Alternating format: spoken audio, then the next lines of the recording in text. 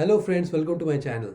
Hope you all are doing great. If this is first time here, I'm Girish Mukim. I'm AWS architect, AWS community builder and ambassador. I talk about AWS stuff here. So recently I prepared for AWS AI Practitioner exam. Preparation was fun for sure, but icing on the cake, I passed the exam. That's when I thought, why not I create a series to help you during your learning about AI. So this will be starting from concept, we'll go with basics, and if any one of you are planning for AI practitioner, you want to talk about something, don't hesitate to ping me on LinkedIn and we can connect, right? I love connecting with people in the community, so please do that in case you are interested. With that, let's get started with this video where we'll talk about Bedrock overview as well as few concepts around generative AI. Now I am in management console. I choose US East as my region. I search for Amazon Bedrock. When you search for the Bedrock, you'll see Amazon Bedrock as well as Bedrock Agent Core. Here we are sticking to Amazon Bedrock. So once you go there, you can go into the overview page and you can understand what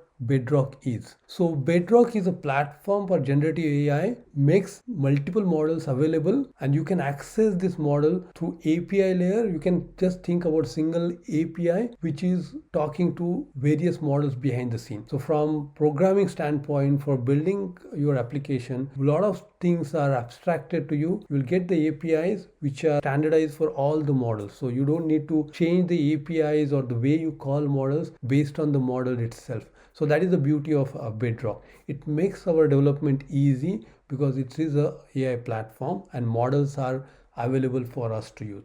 So when you go to the model catalog, you can see there are plethora of models. Now it has changed a lot. We can see a lot of models coming. Initially it was handful, but now I see like the models are getting added as we speak, to say the least.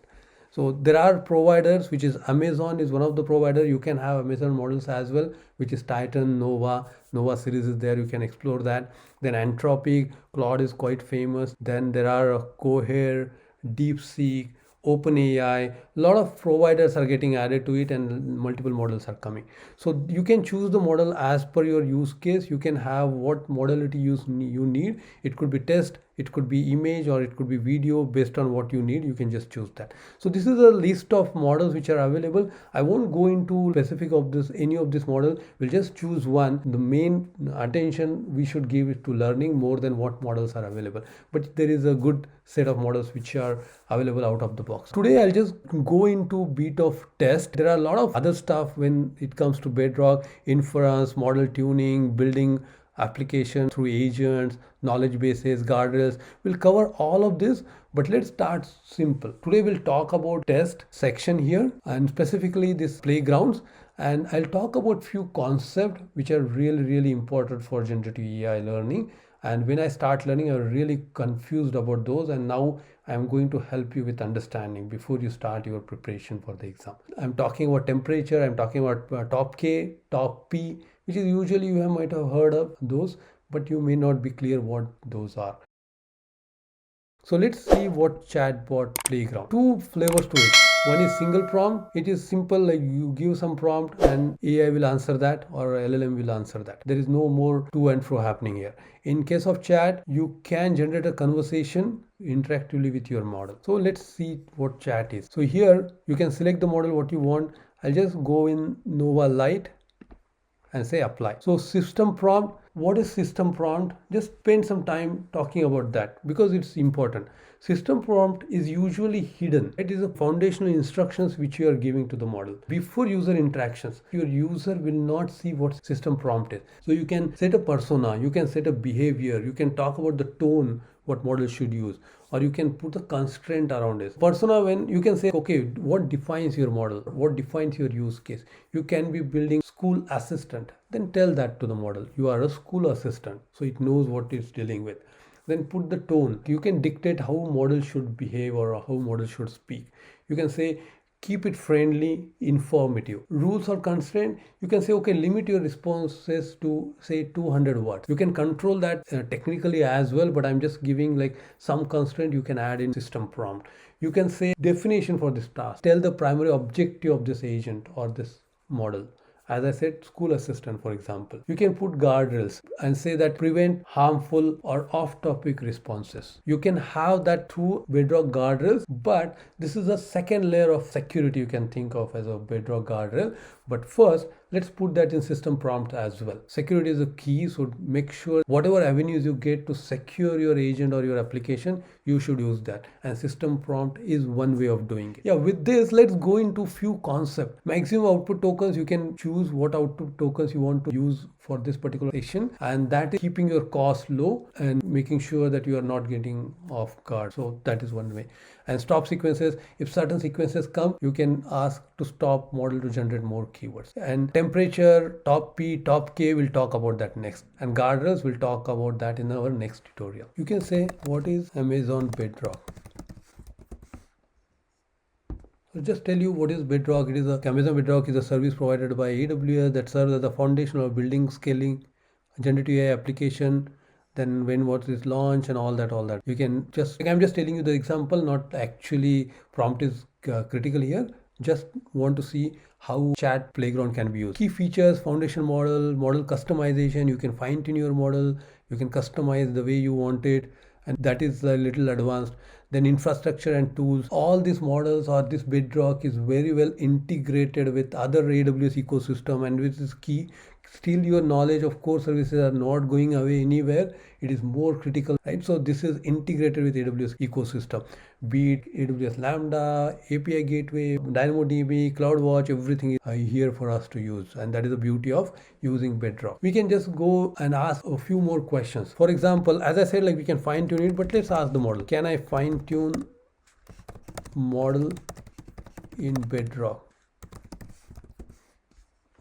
And that is the chat nature of it. It says, okay, yes, you can fine tune the model in Bedrock. Fine tuning is a process where pre-trained model is further trained on a specific data set to tailor it for a particular task or application. Bedrock supports varieties of capabilities for fine tuning. So it talks about that. So this is how you can chat with your playground, understand the behavior of the model while choosing the model. Apart from cost, you also need to see whether model can do the work what it is intended to do. So you can test it out easily without building anything.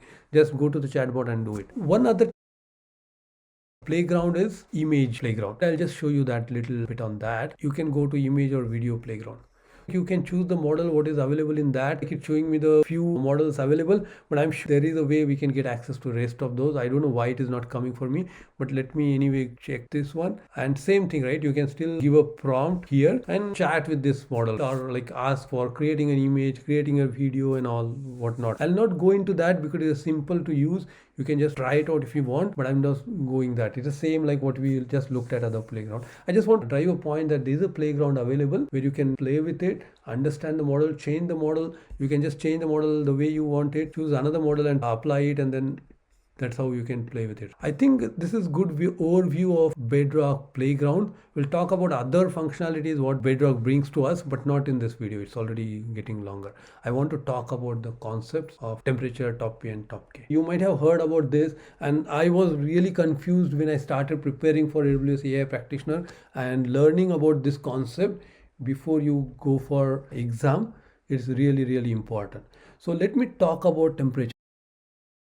Temperature is basically, first of all, let's step back. What model is? When you are saying generative AI or any model, it does not think. We think like it is thinking. It seems like it is thinking, but it is not. All it is doing is it is predicting the next word in the conversation. And it understands the probability of the next word, and based on your setting and its understanding of the probability, it gives you next word, and that's how all this text is generated. So it's very important that we understand that this is not a machine which is thinking, but it is something which is predicting the next word. What does temperature does? For example, the sky is, if you are saying this, so what is the next word? What AI will do is it will predict the next word. The model might internally think that, even though it's actually not thinking, but say blue, the sky is blue, and it says, okay, probability is 70% is the probability of this word. And where this probability is coming from, it is learning through all the fine tuning what was done before. For example, if you go with the chat GPT, it might have learned from vast information from internet. So it knows, okay, the sky is most likely blue is the highest probability. Or it can be sky is cloudy. So they say probability for this is 15% based on his knowledge of entire internet, if you can think in that line. So someone will say sky is clear, so say probability is 10%. Or someone will say sky is pink or sky is purple, whatever. I'm just throwing some numbers there. Say it's 3%. Like not many will say sky is purple, or just say weird something. Let's say sky is pizza. I don't see probability even exist for this. Maybe I can put 1% to it just to show you what is the context to it. Say this is a probability for the next word based on now you think about temperature. Now one concept which we are learning now is temperature. Temperature controls the randomness of the responses. So if it is how creative you want model to be. If you want model to be less creative, you will say the sky is blue. If you want model to be creative, you can say the sky is beautiful. That is possibility, right? I'm just throwing the ideas there, but it could be anything. So this controls the creativity of the model, or how much. If you want to be sticking to the fact, then you may not want to be creative. You keep temperature very low so that it stick to the flag. When the sky comes, you will say blue. That is how it is. Temperature controls randomness. So low temperature is usually boring, predictable. You know that is something which is, for example, temperature of 0.1 is predictable. It predicts what the most obvious choices. But if you say 1.0 or just 1, here it will be more creative. It is little risk. If it might say the sky is pizza, it is completely absurd, but it can say that if you are putting temperature high. Usually creative usage, you can use that. You can just think simple analogy. Temperature, when it is cold, it follows the rule strictly, or it is less creative. If it is hot, it is very creative. It is more imaginative in that. So remember this, cold and hot, it is very easy to remember. So that's what I'm telling it here. You can even go with 0.5, 0.7, and could be a balanced output. For example, I'll just give you another example. If you say, write a tagline for a coffee shop, right? I'm just giving one example. A tagline, write a tagline for a coffee shop. If its temperature is low, it can say fresh coffee served daily. That can be tagline, fresh coffee served daily. So this is very predictable, very simple and all that. But if temperature is high, then you can come up with very creative responses to that. It can say like brew dreams in every sip. So this could be one way of getting creative responses. You can increase your temperature. So this is how temperature manages. If it is poetry, story and all that, right, then temperature needs to be higher, where you want LLM to be more creative. This was temperature for you. So what is top K? Top K limits the number of words the model can choose from. So for example, if you say top K is equal to 1, only the most likely word will be your next word, which is predicted by generative AI. So for example, if top K is 1 in above case, so what it says, the sky is blue. So there is no other options. But what happens then, K is 50. It can choose any word which comes top 50. Or K can be 200. You want it open-ended, so you can keep higher K. So this is controlling the choices for your model. So K is equal to 1 is blue. Do you want to stick to that? You may not be, because you don't want boring model when you are talking about poetry and stories. So you can even tweak that. Imagine multiple choice questions you have. For top K is equal to 3, you have only 3 options available. You need to choose from that. If you K is equal to 50, then you have a lot of options for your multiple choice questions. You need to choose from that. So this, if the next word options are say blue, cloudy, clear or purple, if K is equal to 2, then you might have guessed, I can choose from blue as well as cloudy. And if K is equal to 5, in this case, blue, cloudy, clear, purple, pizza, so I can choose anything from here. So lower K is more control output. Higher K, you are throwing more options to LLM. Now, the last one which I want to talk about is top P. It is a probability cutoff. What does top P does? Top P chooses the smallest group of words whose total probability is what you have given as a value for top P. For example, if you say top P, say 0.9.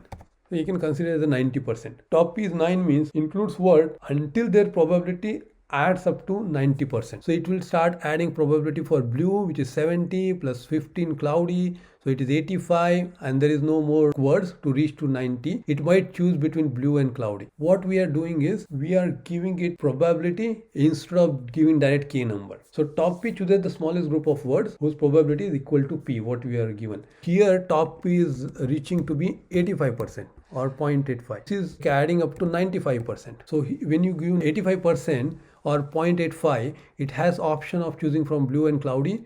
95% it has option for blue, cloudy and clear. Just to summarize, just as a one-liners, temperature, how the while the model is, top K, how many words it allowed to consider, top P, how much probability mass to keep. If I ask you now, if you want accurate, consistent answer for school assistant chatbot, should the temperature be high or low?